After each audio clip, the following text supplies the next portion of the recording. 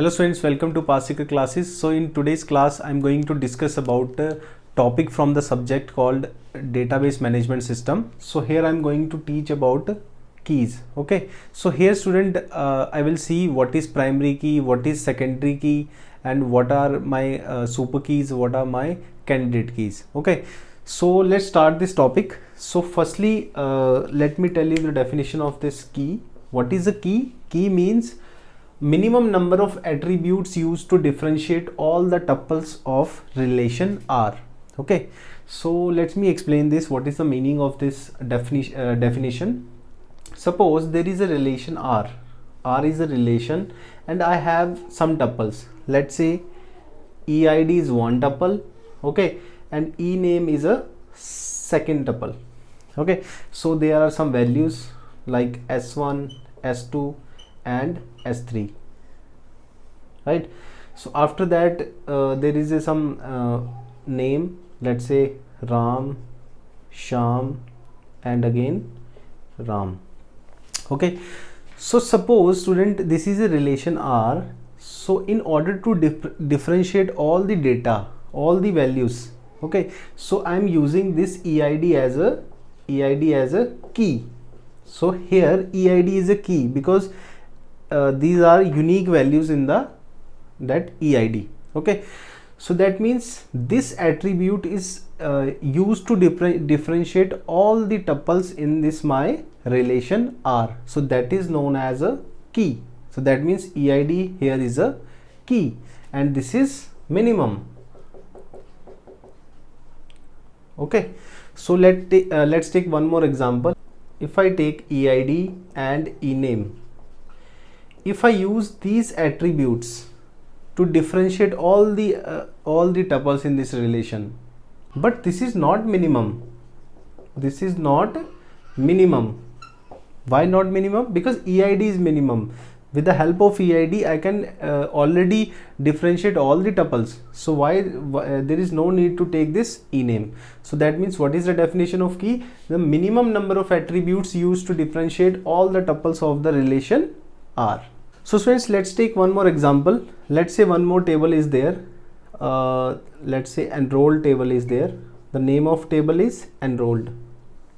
So name of my relation is enrolled. Okay, so there is a S number and S name, and there are some data like S1, S2, again S1, okay, and here Ram, here Sham, in let's say Sham. Okay, so in this relation, okay, in this relation here S number and S name is an attribute which is used to differentiate all the tuples. Okay, so here you can see this this S0 cannot differentiate all the tuples because duplicacy is there. Okay, and this S name alone cannot differentiate all the tuples because there is also a duplicacy. So that means these two tuples are the minimum. These are the minimum number of attributes that are used to differentiate all the elements. So that means this is also a key. So this is the difference. In this case, only one attribute is enough to differentiate all the values. So that means I will take this element as a key. Okay, so that means this is a key in this case, and this is S number and S name is a key in this case. Okay, so students, let's consider this relation, that is a table, employee table. Okay, these are the attributes: EID, ename, PP number, date of birth and father's name. Okay, so here suppose these are the keys. EID is one key, PP number is a next key, and this is another key. Okay, so suppose here the data will be like this. Okay, and let's say here it is X and Y and Y. Okay, so these two attributes used to differentiate all the elements in this relation. Okay, so student, here you can see कि whenever the key is formed with only one attribute, okay, the key which is formed with only one attribute, attribute, that is known as simple keys. Okay, what we can say, that is simple keys. So in this case, what are the simple keys? This PP number is a simple keys, and this is EID is also a simple key. And if I talk about this key, this is a combination of two attributes. So that means when a key is formed with two attributes, two or more, I can say two or more attribute, that is known as compound, that is known as compound key. Okay, so this will be known as a compound key. Okay, so after that, student, let's see what is the next definition, that is a prime attribute. One is a prime attribute. What is a prime attribute? A set of attributes, the set of attributes that belongs to a particular key, that is known as prime attributes. So here a set of attributes belongs to any key, that is known as prime attribute. So in this key there are these three keys are there. Okay, so what are the prime attributes? This EID is a prime attributes. Why this is a prime attributes? Because this belongs to this EID, any key, and this PP number is also a prime attribute, it also belongs to any key. And this we can say date of birth is also a DOB is also a prime attribute, because it belongs to a key DOB and F name, and this F name is also a prime attribute. So that means it belongs to this key. Okay, so if I talk about, student, non-prime attribute, not prime attribute set, I can say. Okay, what is the meaning? The set of attributes that does not belongs to any key, the set of attributes that does not belongs to any key. So here you can see ename is a attribute which does not belongs to any key, so that is known as non-prime attribute. Okay, so now, student, let's see what is a primary key and what is a secondary. So students, let's discuss about what is a primary key and what is a secondary key. So this secondary key also known as alternate key, that is alternate key. Okay, so what is the difference? So this, in my any relation, there can be only one primary key, only one primary key. Okay, and in this case more than one alternate key are possible. Okay, this is the first point. Here we can have only one primary key in my any relation, and in secondary key we can have more than one alternate key. Okay, what is the next point? Next point is it does not contain null value. So here we cannot have null value. Okay, and here we can have null values. Null values are allowed. Okay, so student, if I talk about null value, what is a null value? Null value is a unexisting value, unexisting, or we can say this is unidentified. Unidentified value, we don't know what is inside this null. So basically what internally does, it will be assigned the null that ASCII value by my database management system. So this is a unique. So what my database management software will do, it will allocate one unique ASCII value to a different null value. Okay, so that we cannot say this null is equal to null. Why this is because we don't know, this is the unknown value. Okay, and here the sky value will be different and here sky value will be different. So that means we cannot compare this, and we cannot also say that ki null is a 0. So null is a non-zero value. What is the next point? That is a null is non-zero. Okay, once in a gate the question like this has been asked about the null. So it has given some option that null is equal to null, null is equal to 0, null is not equal to 0. Okay, so here what is the answer? Ki null cannot be equal to null. Okay, so null is a non-zero value. It is an unknown value. We don't know what is inside null. Okay, so what is the third point, student?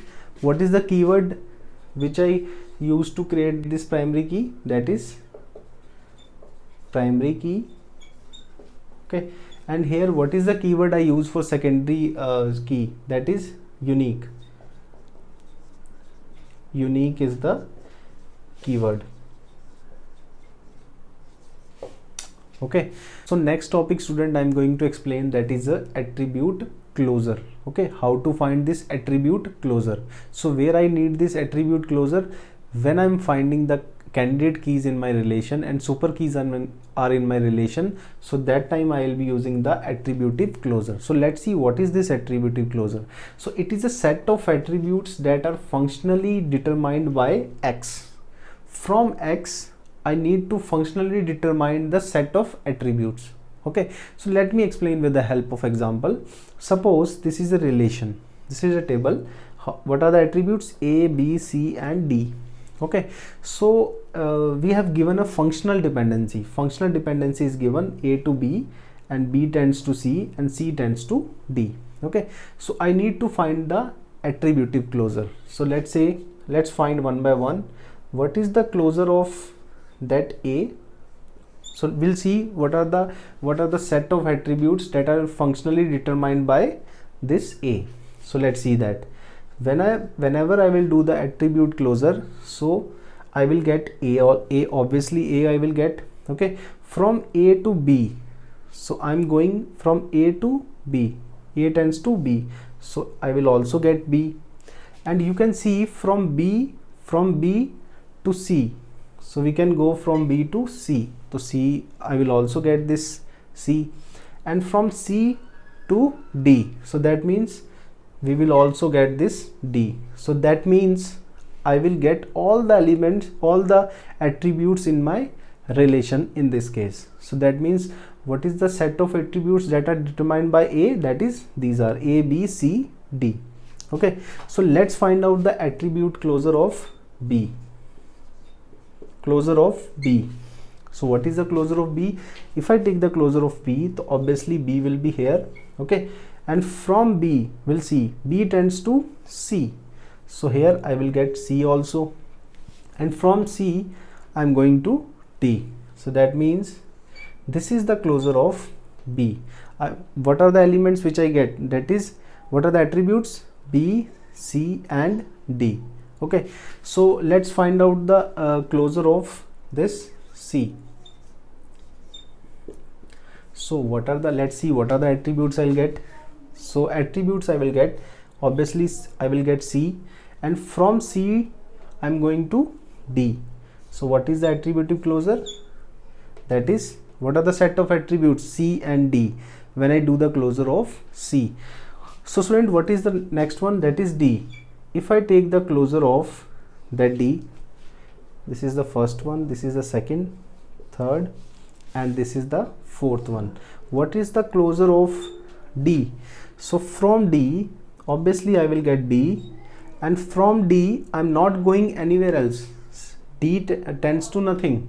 Okay, so that means I will get only this attribute, that is D. Okay, so that is how, student, I will find the attribute closure. Okay, so now see what is the super key and what is the candidate key, and how to find a super key and how to find a candidate key.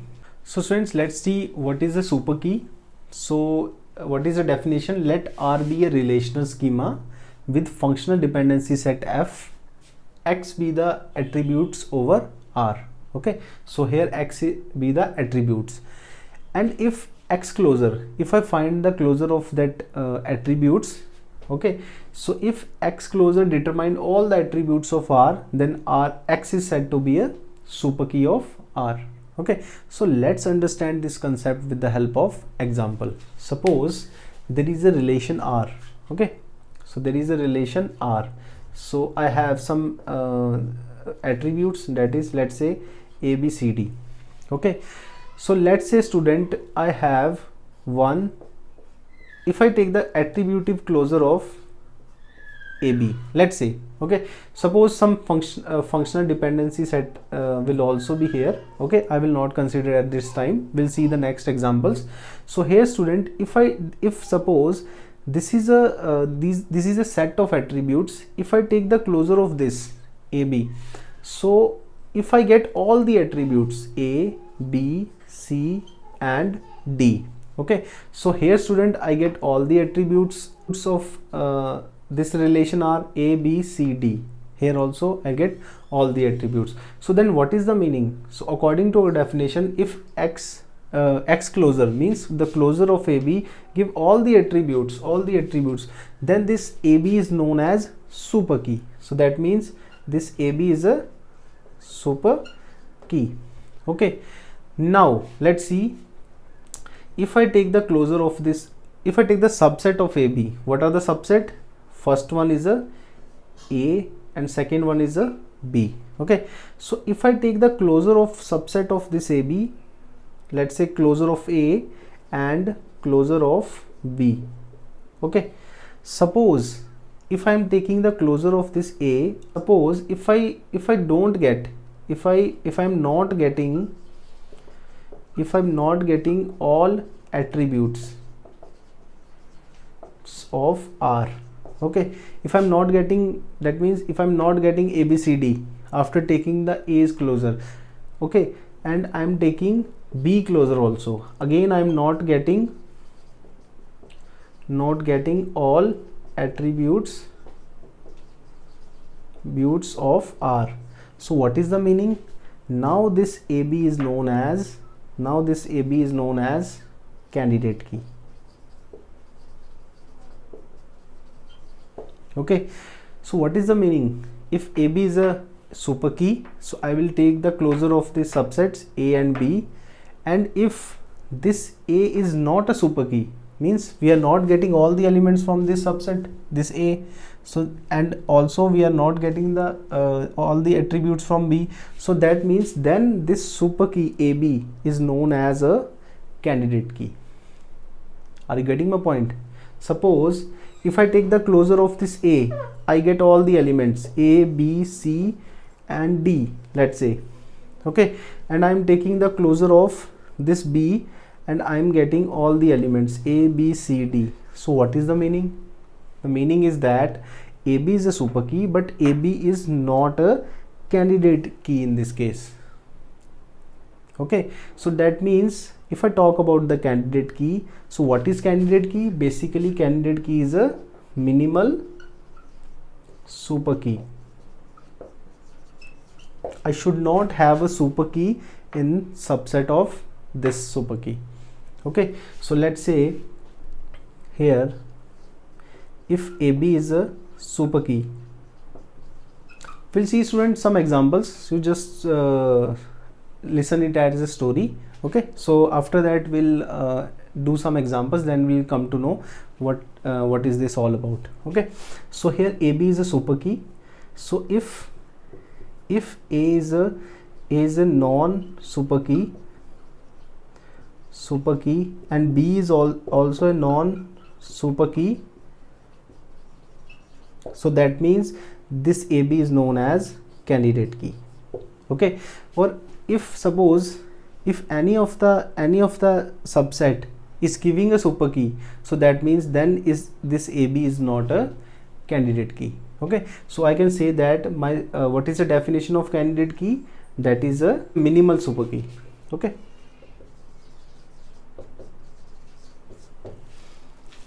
so students, take this example. So here I'm going to identify the candidate keys for the relation. Okay, so this is the relation given. What are the attributes? A, B, C, D, E. Okay, so this is a functional dependency set that is given. Okay, so let's find out the candidate keys and super key. So here student, firstly we'll take the closure of this first functional dependency, that is AB. Okay, so we'll take the closure of AB. So what is the closure of AB?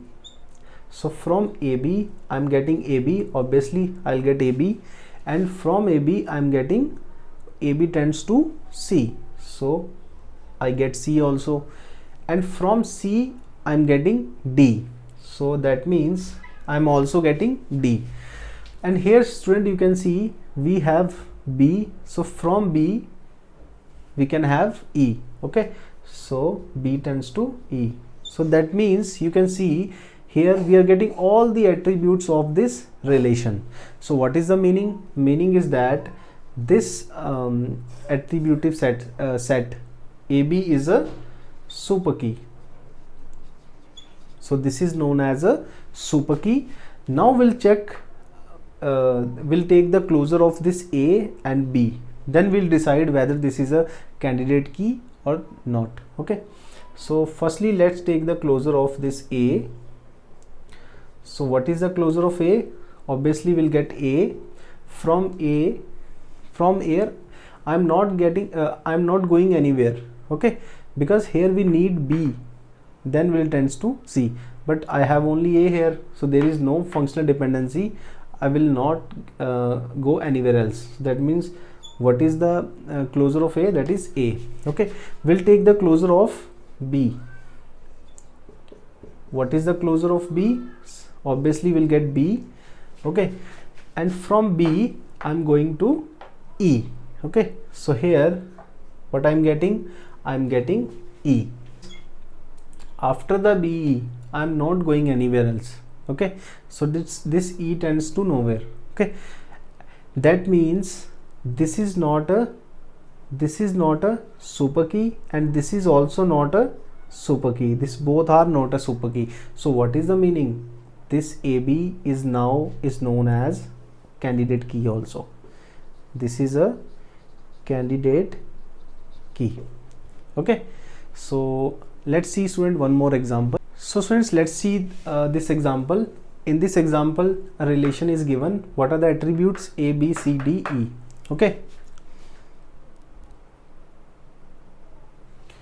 Okay, so here this is the functional dependency set. So let's find out the candidate keys in this relation. So firstly I will take the closure of AB. So I will take the closure of this AB. Okay, so what I get after taking the closure? Obviously I will get AB, this AB, and AB tends to what? C, and this C tends to D. Okay, and students, am I going anywhere else? Yes, this B is here, so that means from B I'm going E and A. So I'm getting E, so already get A. Okay, so that means I got all the elements of this relation. So that means this AB is known as super key because it identify all the attributes of this relation. Okay, so now we'll take the closure of this A. We'll take the closure of A. What is the closure of A? Obviously I will get A. So from A, am I going anywhere else? No, I will not get any another element. So that means what I will get after taking the closure of A, that is A. So after I will take the closure of B. So what is the closure of B? So here students, if I take the closure of B, what I get? E and A. Obviously I will get B, then E, then A. Okay, so from these three attributes, am I going anywhere else? So here you can find student, A is here, B is here. Okay, from AB I'm going C also, so I'm getting C also, and from C what I'm getting D. So that means, so here student you can find I've got all the elements of this relation A, B, C, D and E. So what is the meaning? So what is the meaning? Now this super key is not a candidate key. We cannot say that this AB is a candidate key. Okay, but we will see this super key. This is a super key, this is not super key. Okay, so we will see this super key. So there is no subset of this B. Okay, so that means this super key now is known as a candidate key. Okay, or this is known as a candidate key. Okay, so like what is the candidate keys for this relation? That is B is a candidate key. Okay students, so students, in the next lecture we'll do some more examples and we'll find out we'll see some examples where we'll find out more than one candidate key in my relation, how to check whether there are more than one candidate key in my relation. Okay, thank you.